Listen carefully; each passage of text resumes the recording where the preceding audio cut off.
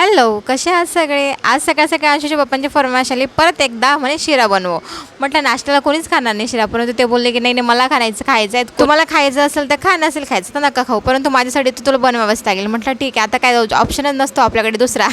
साखरेचा डबा माझ्याकडून काय उघडत नव्हता म्हणून अंशूच्या पप्पांकडे गेली, त्यांच्याकडून उघडून आणला. आणि त्यानंतर हे स्लायसर आहे ना, या स्लायसरचा वापर तुम्ही बऱ्याच वेळेस मला बघितला असेल करताना, खरंच खूप छान आहे. आपण जेव्हा काजू बदाम कापतो ना तेव्हा चाकूने ते इकडे तिकडे पळतात, त्यामुळे नाही स्लायसर खूप छान आहे. याच्याने ना काजू बदाम अजिबात तिकडे तिकडे पळत नाही. आणि खूप मी 2 प्रकारच्या चॉपरची लिंक डिस्क्रिप्शन आणि पिन कमेंटमध्ये दिलेली आहे, जी तुम्हाला आवडेल ती तुम्ही चूज करू शकता. मी आधीच बोलली होते नाश्त्याला कोणी शिरा खाणार नाही, तसंच झालं. मला परत एकदा दुसऱ्यांदा नाश्ता बनवायला लागला आणि नाश्त्यामध्ये मी यावेळेस बनवलं आहे मसूर, अख्खे मसूर असतात ना त्याचा मस्त असा नाश्ता बनवला मी, म्हणजे उसळ बनवली. आणि आईंना ती कांदा कोथिंबीर टाकून आवडते म्हणून त्यांना तशी दिली, मी सुद्धा थोडीशी खाल्ली. आणि त्यानंतर अंशूने बघा ना काय केलं, मला बोलते की मम्मा हे पी म्हणून मी थोडीशी गेली चमचा घ्यायला, तोपर्यंत त्याने सगळं सांडून ठेवलं. नॉर्मल पिण्यापेक्षा असं पिण्यातच मजा आहे, मला तरी असं वाटतं.